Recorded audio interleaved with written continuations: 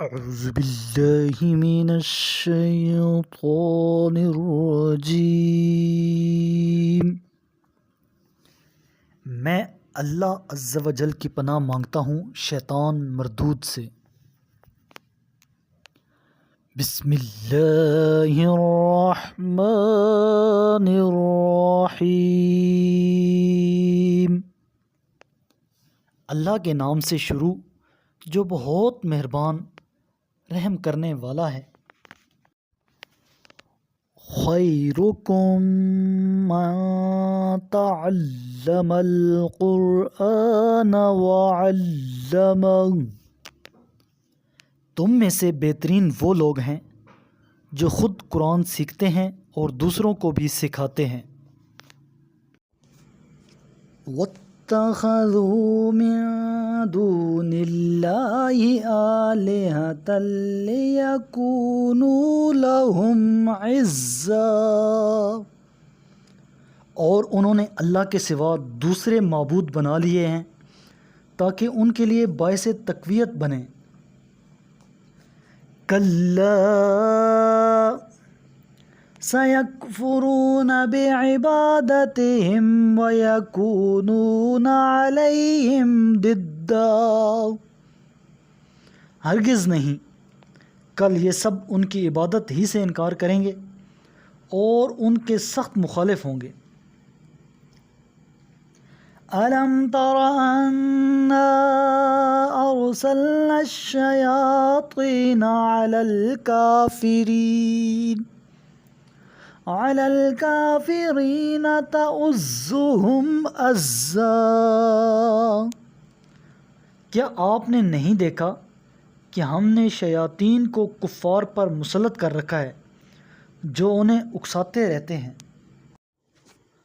فَلَا تَعْجَلْ عَلَيْهِمْ إِنَّمَا نَعُدُّ لَهُمْ عَدًّا،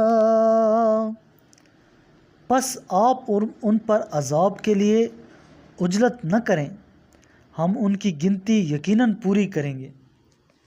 یوم نحشر المتقین الی الرحمن وفدا،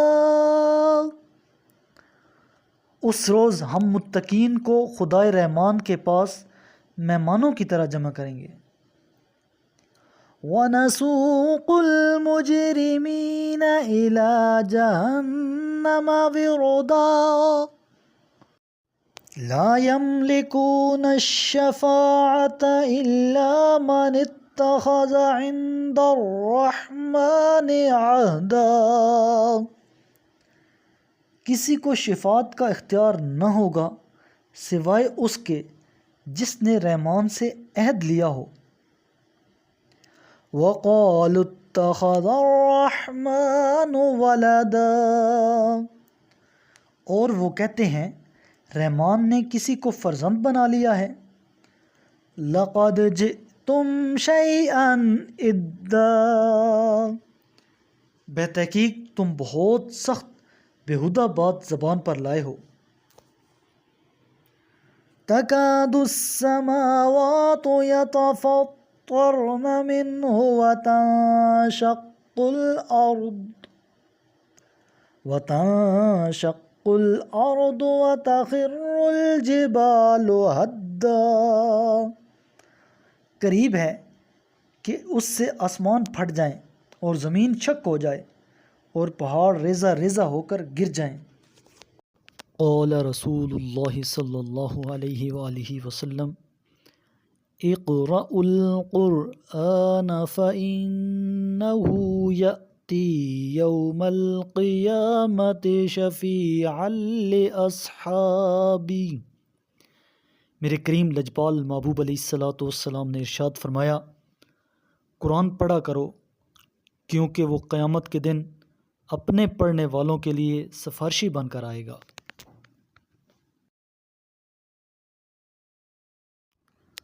صدق اللہ العظیم۔